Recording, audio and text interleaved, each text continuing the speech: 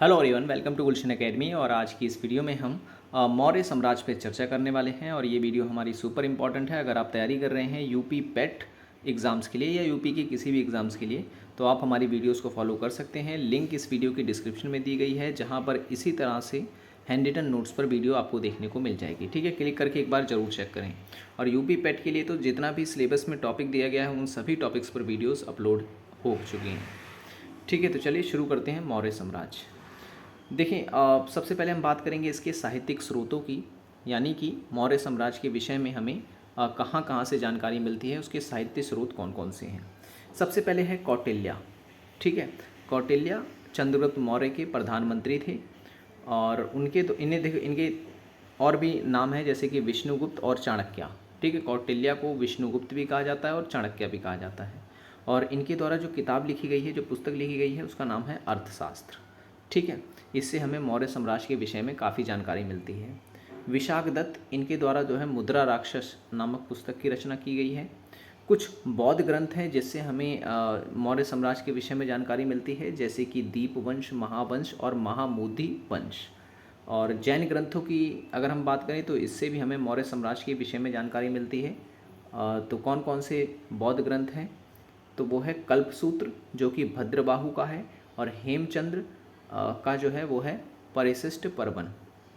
ठीक है, विदेशी विवरण की अगर हम बात करें तो स्ट्रैबो, कार्टियस, प्लिनी व प्लूटार्क की रचनाओं से भी हमें जो है जानकारी प्राप्त होती है।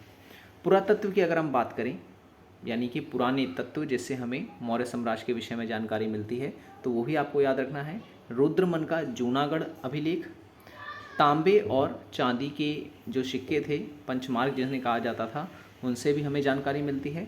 अशोक के अभिलेख भी जो है मौर्य साम्राज्य को समझने में काफ़ी सहायक हैं।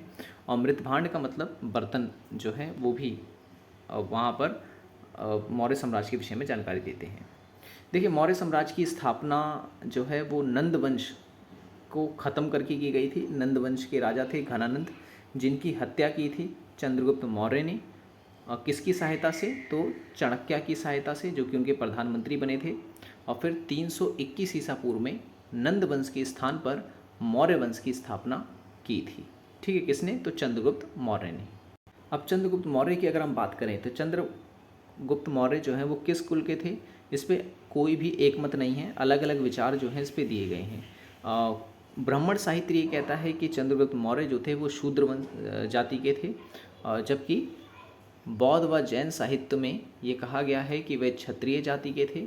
और मुद्रा राक्षस में उन्हें वृषल बताया गया है, यानी निम्न कुल का बताया गया है। और इसमें ठीक है ना, तो इसमें जो है काफ़ी मतभेद हमें देखने को मिलता है।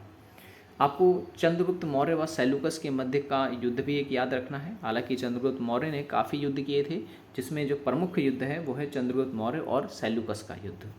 ठीक है, तो जो है इस युद्ध में हुआ ये था कि सेल्यूकस है कौन, तो आपको याद रखना ये यूनान का सेनापति था। ठीक है, यूनान का सेनापति था। और ये किस मतलब ये जो सिकंदर थे उनके अंडर में काम किया करता था। तो जब सिकंदर की मृत्यु हो जाती है तो सिकंदर द्वारा भारत में जो क्षेत्र को जीता गया था उसको पुनः प्राप्त करने के लिए ये भारत में आता है। लेकिन फिर इसका सामना होता है चंद्रगुप्त मौर्य से, फिर इनके बीच में युद्ध होता है। ठीक है, और इसके विषय में हमें जानकारी जो है, एक पुस्तक है एपियानस, इससे हमें जानकारी मिलती है। कहा जाता है कि इस युद्ध में चंद्रगुप्त मौर्य विजयी हो जाता है और सैलुकस पराजित हो जाता है। और जब सैलुकस हार जाता है यानी पराजित हो जाता है, तो वो एक वैवाहिक संधि करता है। और वैवाहिक संधि के तहत वह अपनी पुत्री यानी सैलुकस अपनी पुत्री कर्नेलिया का विवाह जो है वो चंद्रगुप्त मौर्य से कर देता है। और दहेज के रूप में 4 प्रांत जो है उसे देता है, जिसमें है काबुल, कंधार, हैरात और मकरान। ठीक है, काबुल, कंधार, हैरात और मकरान। अब इससे होता यह है कि चंद्रगुप्त मौर्य काफ़ी खुश हो जाता है, तो वो भी जो है उपहार स्वरूप 500 हाथी जो है सैलुकस को प्रदान करता है। ऐसा प्लूटार्क के द्वारा कहा गया है। चंद्रगुप्त मौर्य की दक्षिण विजय के विषय में आपको पता होना चाहिए। तमिल ग्रंथ है अहन्ना नूर और मुरना नूर। ठीक है ना, इससे हमें जानकारी मिलती है। और चंद्रगुप्त मौर्य ने जो है जैन मुनि जिनका नाम था भद्रबाहु से जैन धर्म की दीक्षा ली थी। ठीक है, क्वेश्चन आता है कि चंद्रगुप्त मौर्य ने किससे जैन धर्म की दीक्षा ली थी, तो भद्रबाहु से ली थी। और जैन ग्रंथ से हमें जानकारी मिलती है कि मगध में 12 वर्षों का भीषण अकाल भी पड़ा था। ठीक है। और श्रवण बेलगोला में मैसूर में है, जो कि उपवास के दौरान जो है उनकी मृत्यु हो गई थी। और इन्हीं के दरबार में जो है मेगास्थनीज नामक यात्री भारत आया था, जिसने जो है इंडिका नामक पुस्तक की रचना की थी। इंडिका नामक पुस्तक मौर्य साम्राज्य को समझने में काफ़ी सहायक सिद्ध हुई है। ठीक है। चंद्रगुप्त की मृत्यु के पश्चात जो है बिंदुसार फिर शासक बनता है और इसका शासन आ जाता है। बिंदुसार को जो है अभी त्रोचेट्टस यानी संस्कृत में अमित्र घात भी कहा जाता है। वायु पुराण में मद्रसार कहा गया है और जैन ग्रंथ में बिंदुसार को सिंह सेन कहा गया है। ठीक है, ये आपको याद रखना है।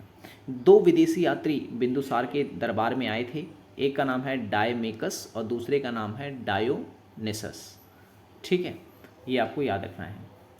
और कहा यह जाता है कि भारतीय शासकों की मांग ये जो थी इन यूनानियों से, वो ये थी कि मीठी मदिरा, सूखी अंजीर और एक दार्शनिक, ठीक है, कानून के अनुसार विक्रय नहीं किए जाता था। ठीक है ना, यूनान में। लेकिन भारतीय शासकों ने जो है इसकी मांग की थी। ठीक है। कुछ पुस्तकों में जो है बिंदुसार के बारे में बताया जाता है कि बिंदुसार के 100 पुत्र थे, किंतु 2 प्रमुख पुत्र हैं जिनके बारे में आपको याद रखना है। पहला है अशोक और दूसरा है सुसीम। ठीक है। और बिंदुसार जो है सुसीम को अगला महाराज बनाना चाहते थे, लेकिन अशोक जो है बीच में आ जाता है। अशोक जो है वो ज़बरदस्ती शासक बनता है और सुसीम को जो है तक्षशिला विद्रोह दबाने के लिए जो है भेजा जाता है।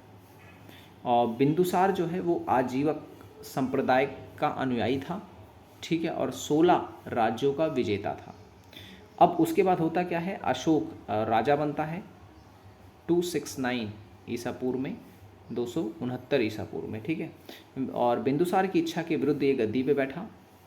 और सिंघली अनुश्रुति की अगर हम माने तो अशोक ने अपने 99 भाइयों की हत्या की थी। ठीक है। तब जाके वो अपनी इस सत्ता तक पहुंच पाया था। अशोक के पुत्र का नाम महेंद्र था और पुत्री का नाम संघमित्रा था। ठीक है। मैं वही फैक्ट आपको बता रहा हूँ जो एग्ज़ाम पॉइंट ऑफ व्यू से इम्पॉर्टेंट है। मस्की और गुजरा अभिलेख जो है, इससे भी हमें अशोक के बारे में विस्तार से जानकारी मिलती है। पुराणों में भी अशोक को अशोक वर्धन कहा गया है। ठीक है ना।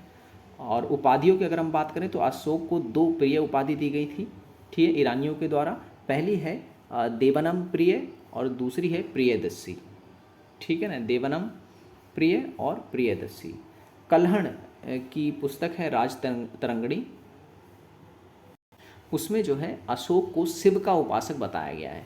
ठीक है, अशोक को शिव का उपासक बताया गया है। अशोक ने अपने जीवन में काफ़ी युद्ध लड़े, जिसमें एक प्रमुख युद्ध है कनिंग का युद्ध। ठीक है, ये आपको याद रखना है। 261 ईसा पूर्व में ये युद्ध लड़ा गया था। ये युद्ध अशोक और दूसरी तरफ थे कनिंग के राजा नंदराज के बीच हुआ था। अशोक के 14 अभिलेखों में से 13वां जो अभिलेख है उसमें इसके बारे में विस्तार से जानकारी हमें देखने को मिलती है। और कहा ही जाता है कि कनिंग के युद्ध में ही अशोक का हृदय परिवर्तित हो गया था और वो फिर उसने कई ऐसे सकारात्मक कार्य किए थे जिससे कि अशोक महान बन गया था। ठीक है, जैसे कि जन कल्याण के लिए कार्य किए, युद्ध पे पूरी तरह से रोक लगा दी गई, सड़कें आदि बनाई गई, पशु पक्षी व वृक्ष आदि लगाए गए। ठीक है, पशु पक्षियों के भोजन की व्यवस्था करवाई गई। बहुत से ऐसे कार्य किए थे। अब होता यह है कि इतना मतलब दानवीर हो जाता है कि प्रशासन पूरी तरह से इसका कमज़ोर होता है, धन का अभाव हो जाता है और व्यवस्था गिरने लगती है। और फिर अशोक की मृत्यु हो जाती है। उसके पश्चात जो शासक बनता है उसका नाम था उपगुप्त। ठीक है, तो उपगुप्त जो है ये मुगली पुत्र से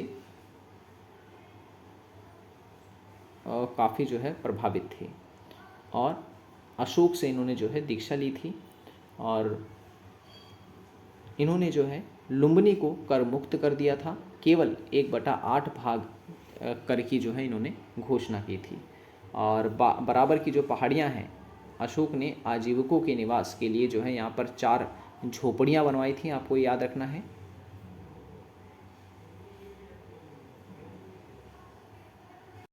ठीक है ना, ये पॉइंट्स आपको याद रखना है। उपगुप्त अच्छा शासक नहीं बने थे, उपगुप्त जो थे इनसे इन्होंने दीक्षा ली थी। ठीक है, अशोक ने इनसे दीक्षा ली थी। अभी अशोक के ही पॉइंट सारे चल रहे हैं। तो लुम्बिनी में जो है उन्होंने लुम्बिनी को कर मुक्त किया था, 1/8 भाग कर के रूप में घोषित किया था। बराबर की जो पहाड़ियाँ हैं वहाँ पर आजीविकों के लिए जो है 4 झोपड़ियाँ बनाई थी। चारों के नाम आपको याद रखने हैं, कर्ण, चौपार, सुदामा और विश्व। ये 4 झोपड़ियाँ जो हैं अशोक के द्वारा बनवाई गई थी। अशोक द्वारा धम्म नीति का निर्माण किया गया था। ठीक है, और अशोक के कुल 14 अभिलेख हैं जिनका अर्थ जो है जेम्स प्रिंसेप द्वारा 1837 में निकाला गया था। ठीक है, तो ये कुछ बेसिक जानकारियाँ थी मौर्य वंश के बारे में जो मैंने आपको बताई। इसकी प्रशासनिक व्यवस्था पे एक अलग वीडियो में लेके आऊँगा। वीडियो पसंद आई तो लाइक कर दें, चैनल को सब्सक्राइब नहीं किया तो जरूर कर लें, पहले की वीडियोज़ नहीं देखें तो जरूर देखें, लिंक इस वीडियो की डिस्क्रिप्शन में है।